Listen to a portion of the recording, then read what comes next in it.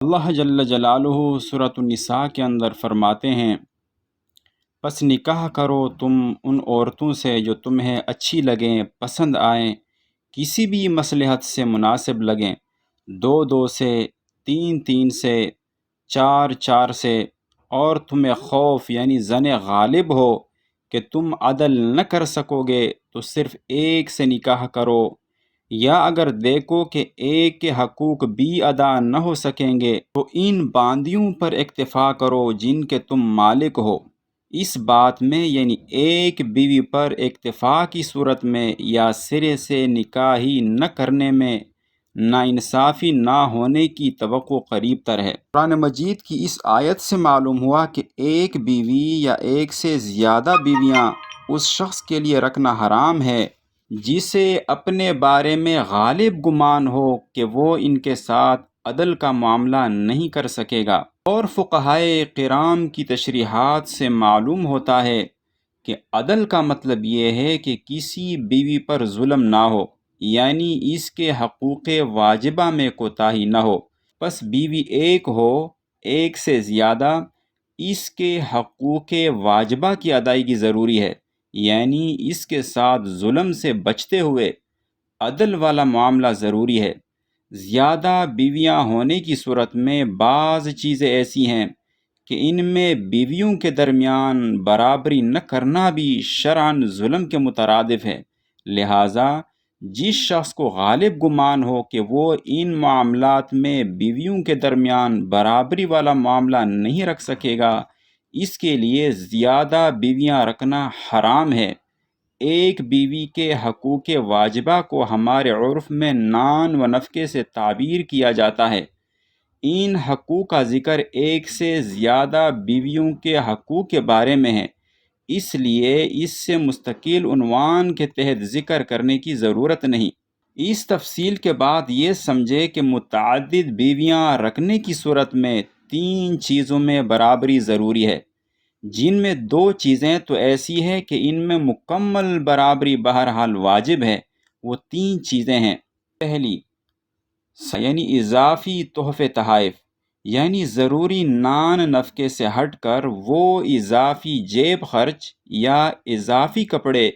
یا وہ اضافی تحفے تحائف جو شوہر عید، شادی یا کسی خوشی وغیرہ کے موقع پر یا ویسے ہی بغیر کسی موقع کے اپنے بیوی کو دیتا ہے۔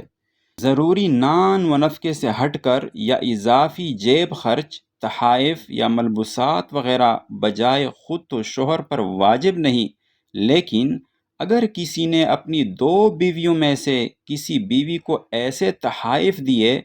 تو اب اس پر واجب ہو جائے گا کہ دوسری بیوی کو بھی یہی تحائف یا اس کے مناسب اتنی مالیت کی کوئی اور چیز دے۔ اگر ایسا نہیں کرے گا تو بے عدلی کے ظلم کا مرتکب ہو کر سخت گناہ گار ہوگا، اور جسے زن غالب کے درجے میں یہ خوف ہے کہ وہ اس معاملے میں متعدد بیویوں میں برابری نہ کر سکے گا تو اس کے لیے دوسری شادی کرنا حرام ہے۔ دوسری ہے شباشی یعنی رات گزارنا۔ اگر کوئی شخص دو بیویوں والا ہے تو جتنی راتیں ایک زوجہ کے ساتھ گزارے گا اتنی ہی راتیں دوسری بیوی کے ساتھ گزارنا اس پر واجب ہو جائیں گی۔ چنانچہ اگر ایک ماہ ایک زوجہ کے ساتھ رات گزاری تو اس پر ضروری ہوگا کہ اب ایک ماہ دوسری زوجہ کے ساتھ بھی لازماً گزارے۔ ایک ہفتہ کسی زوجہ کے ساتھ گزارا تو لازماً ایک ہفتہ دوسری زوجہ کے ساتھ بھی گزارنا پڑے گا۔ الغرض بجائے خود شوہر پر واجب نہیں تھا کہ کتنی راتیں اسے اپنی زوجہ کے ساتھ گزارنا ضروری ہیں، بلکہ اس کا مدار بیوی کی ضرورت پر تھا نہ کہ بیوی کے مطالبے پر۔ البتہ دو شادیوں کی صورت میں اس پر واجب ہو جائے گا کہ جتنی راتیں ایک زوجہ کے ساتھ گزاری اتنی ہی دوسری زوجہ کے ساتھ بھی گزارے، خواہ دوسری زوجہ کو ضرورت نہ بھی ہو۔ اگر رات گزارنے میں برابری نہیں کرتا تو ایسا شخص بھی بے عدلی کے ظلم کا مرتکب ہو کر سخت گناہ گار ہوگا، اور جسے اپنے بارے میں زن غالب کے درجے میں یہ خوف ہو اس معاملے میں متعدد بیویوں کے درمیان برابری نہ کر سکے گا، اس کے لیے بھی دوسری شادی کرنا حرام اور ناجائز ہے۔ جو ضروری بات ہے وہ ضروری نان و نفقہ۔ نان نفقہ شرعاً 3 چیزوں کو کہا جاتا ہے۔ سب سے پہلا مناسب خوراک، دوسرا مناسب لباس، تیسرا مناسب رہائش، یعنی گھر کے ضروری سامان کے ساتھ رہائش کے لیے بیوی کو کم از کم ایک ایسا علیحدہ کمرہ دیا جائے جس میں بیوی کے سوا کسی کا عمل دخل نہ ہو۔ اسی طرح مناسب خوراک، لباس اور رہائش کا انتظام مرد پر لازم ہے، البتہ کس معیار کی خوراک کو مناسب خوراک اور کس معیار کے لباس کو مناسب لباس اور کس معیار کی رہائش کو مناسب رہائش کہا جائے گا، شریعت نے اس کا مدار عرف پر چھوڑ دیا ہے، اور اس بارے میں مرد کی مالی حیثیت اور اس کی بیوی جس خاندان سے تعلق رکھتی ہے اس خاندان کی مالی حیثیت دونوں کی رعایت کی گئی ہے۔ یعنی ایک طرف دیکھا جاتا ہے کہ مرد کی مالی وسعت کتنی ہے، اور دوسری طرف یہ دیکھا جاتا ہے کہ اس کی بیوی کو اپنے والدین کے ہاں کس معیار کی خوراک و لباس و رہائش وغیرہ میسر تھی۔